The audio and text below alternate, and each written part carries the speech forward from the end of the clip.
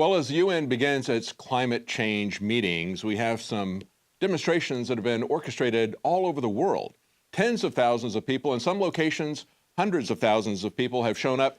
Now, Kerry has addressed economic leaders from the 20 biggest economies, telling them that climate change should be at the top of their agenda, in spite of things like Ebola and ISIS. He says it's every bit as important as that. And they're pointing out that they believe that still putting out the narrative that they think that we're going to have a 4.5 degree centigrade temperature rise if we don't do something about carbon emissions. We've had record increases in carbon emissions, and yet the temperature has gone down over a 17-year period as a trend. They like to pick different times, like look at the data from this last summer and point to that and try to establish a trend, but by their own measurements, in a 17-year trend, which is what they came up with, the metric that they chose, we have seen cooling. Nevertheless, that doesn't stop them. Even though they've had a 2.5% rise over the last year in carbon dioxide, and we've seen climate change go the other direction from their models, they still hold to their models, they still hold to their predictions. And as we see in these demonstrations, of course, it is the celebrities that are out front. We have actress Emma Thompson saying that every single person on this earth has the power to change the world, and when we all come together, our power becomes irresistible. Now we have to use our power to tackle the biggest threat that humanity has ever faced. She says, unless we are carbon-free by 2030, the world is buggered. How do you get carbon-free? We have carbon dioxide that we are breathing out that plants and trees need to breathe in, essentially. She also says that climate change deniers are bonkers. I guess maybe she doesn't look at the fellow who just ran across the White House lawn saying that the sky was falling and he needed to tell the president. Essentially, that's the perspective that I'm seeing from the climate change people that are at these different demonstrations. Now, of course, the global elite are reminding us that what they really want to do in the long run, I believe, is get rid of fiat currency in the central banks and replace that with fiat energy credits. That's where they want to go. That's what these carbon exchanges, these carbon credits that are being run by people like Al Gore, who, of course, was at the demonstration in New York. The Rockefeller Fund now, the people who have made their fortune on petroleum are now divesting their trust funds from investing in fossil fuels. Maybe they're just trying to drive them down so they can buy them up cheap. That's the trick that their great-granddaddy used.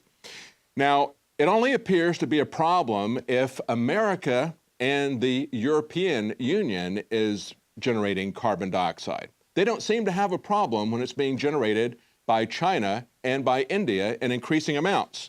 RT tells us that China CO2 emissions are outpacing both the EU and the US, and they are 45% above the global average. The world's second largest economy and most populous country is now producing a greater share of CO2 emissions than both the EU and the US, which pioneered the Industrial Revolution and the so-called Second Industrial Revolution. This is from a report by the Global Carbon Project. But essentially, they don't count.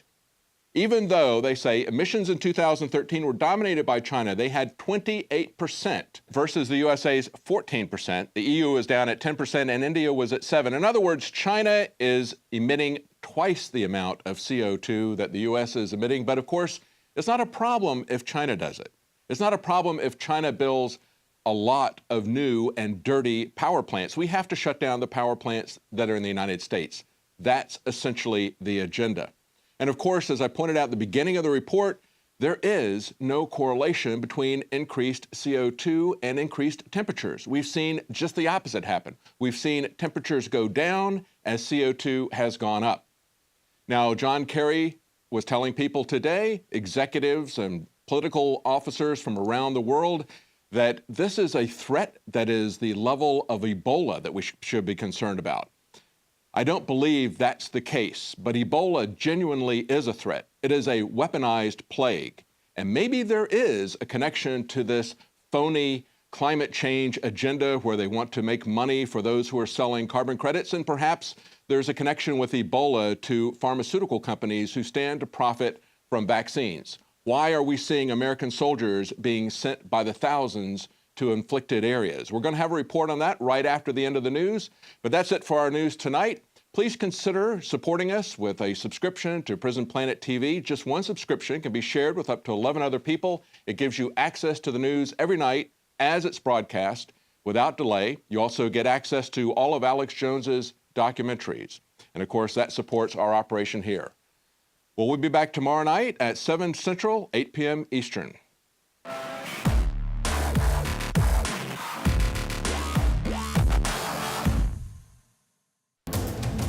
You are watching the InfoWars Nightly News, which airs 7 p.m. Central at InfoWarsNews.com. Members can share their passcode with up to 11 other people, and your support is helping us defend liberty worldwide.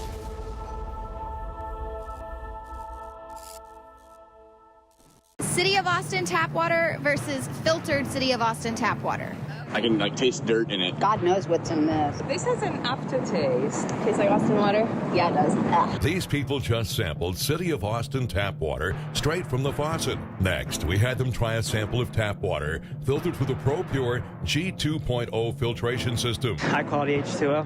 That one is better. Tastes like nothing. Yep, I know what good water tastes like. It's good water. Most tap water contains added substances like fluoride, chlorine, Monsanto's deadly pesticide, glyphosate, and many others. Studies prove that these substances are linked to an assortment of major health issues, including tooth decay, lowered IQ, and even cancer. It tastes like you're drinking out of the lake when you're drinking tap water. Yeah, it has that processed flavor to it. The ProPure G2.0 filtration system removes these deadly substances and many more, leaving only fresh-tasting, deliciously clean water. Okay, this is very tasty. It's good water. Refreshing. It's good. Go to InfoWarsStore.com today. Use promo code WATER and save 10% off your ProPure purchase. Again, that's InfoWarsStore.com or call 1-888-253-3139.